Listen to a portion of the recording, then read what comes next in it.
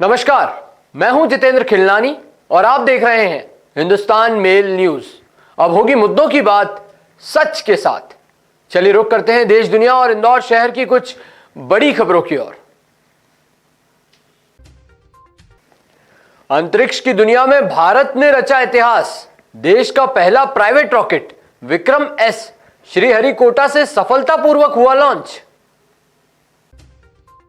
Space private sector में आज इसरो और हैदराबाद की कंपनी स्काई रूट ने इतिहास रच दिया है।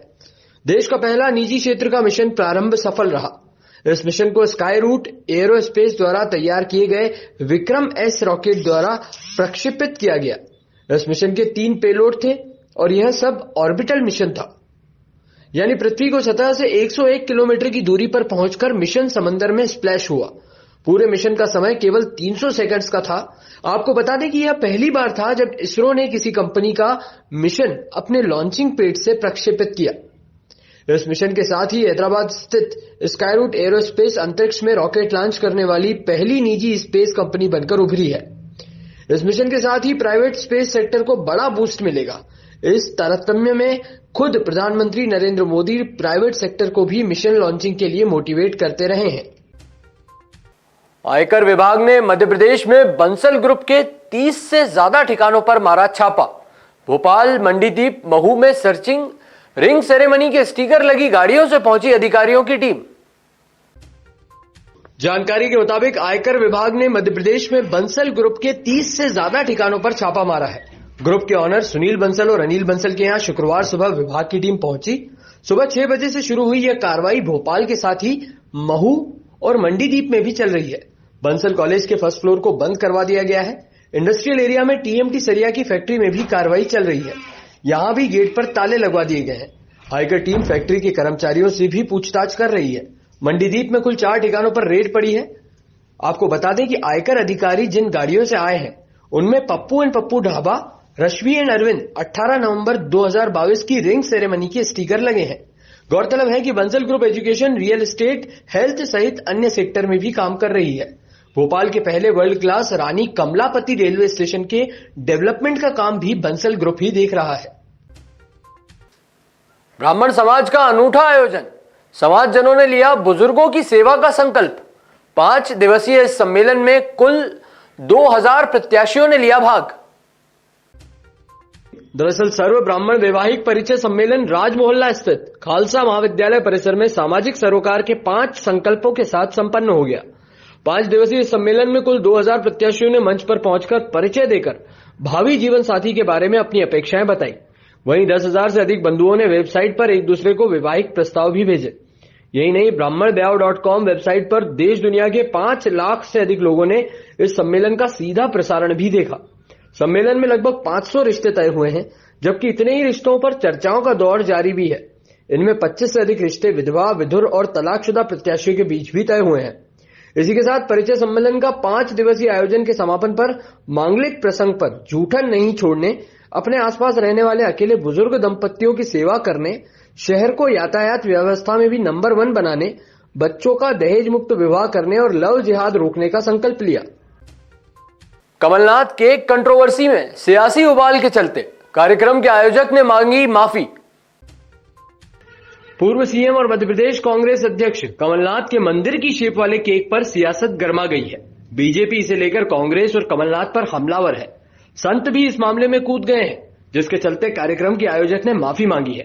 कीर्तिश फाउंडेशन की फाउंडर कीर्ति सुधांशु ने कहा है कि उद्देश्य कुछ और था, लेकिन कुछ और हो गया। उन्होंने कहा है कि किसी भी जनभावना को ठेस लगी है तो हम आपसे माफी मांगते हैं। उनका कहना था कि केकेएफ फाउंडेशन द्वारा कार्यक्रम आयोजित किया गया था। इसमें पूर्व सीएम को कोई जानकारी नहीं दी गई थी। ऐसे में विवाद से उनका नाम जोड़ना गलत है। इसी के साथ आपको ये भी बता दें कि दरअसल कमलनाथ के जन्मदिन के एक दिन पहले भोपाल में कांग्रेस कार्यकर्ताओं ने उन्हें हनुमान भक्त बताया और गुफा मंदिर स्थित हनुमान जी की प्रतिमा के सामने 501 दीप जलाए। कार्यकर्ताओं ने उनके स्वस्थ जीवन और दीर्घायु की कामना भी की। राहुल गांधी की भारत जोड़ो यात्रा के पहले मिला धमकी भरा लेटर मिठाई की दुकान पर भेजा गया। जांच में जुटी पुलिस। राहुल गांधी की भारत जोड़ो यात्रा की इंदौर में एंट्री के पहले ही धमकी भरा लेटर मिला है। यह लेटर इंदौर के जूनी इंदौर इलाके में एक मिठाई की दुकान पर अज्ञात व्यक्ति ने भेजा है। लेटर में राहुल गांधी की खालसा स्टेडियम में होने वाली सभा को लेकर जान से मारने की धमकी दी गई है। इस मामले में इंदौर पुलिस सीसीटीवी फुटेज के आधार पर जांच में जुटी है। एडिशनल डीसीपी प्रशांत चौबे ने मामले की पुष्टि की है। उनके मुताबिक अज्ञात आरोपी की तलाश की जा रही है। आपको बता दें कि राहुल गांधी की यात्रा 23 नवंबर को मध्य प्रदेश में प्रवेश करेगी, जिसके चलते प्रशासन अपनी सुरक्षा संबंधित तैयारियों में कोई कसर नहीं छोड़ रहा है। शाम को 5:30 बजे पत्र मिला था, उसमें कुछ संदेह लगा, हमने थाने में जमा। किससे संबंधित था वो पत्र? किससे संबंधित पत्र था? अभी सर आपको वहाँ जानकारी मिल जाएगी। थाने में हमने संदेह लगा तो हमने किसी नेता से जुड़ा हुआ नहीं, नेता विता जो भी था सर हमने थाने में जमा। हमको ऐसा लगा हम व्यापारी आदमी हैं, हमने थाने में जमा। सर अब ये तो मैं नहीं बता सकता क्यों। किसी की शरारत हो सकती है, ऐसा लग रहा है कि शरारती है सर, ये शरारती है सर। तो सर आप डरे हुए क्यों?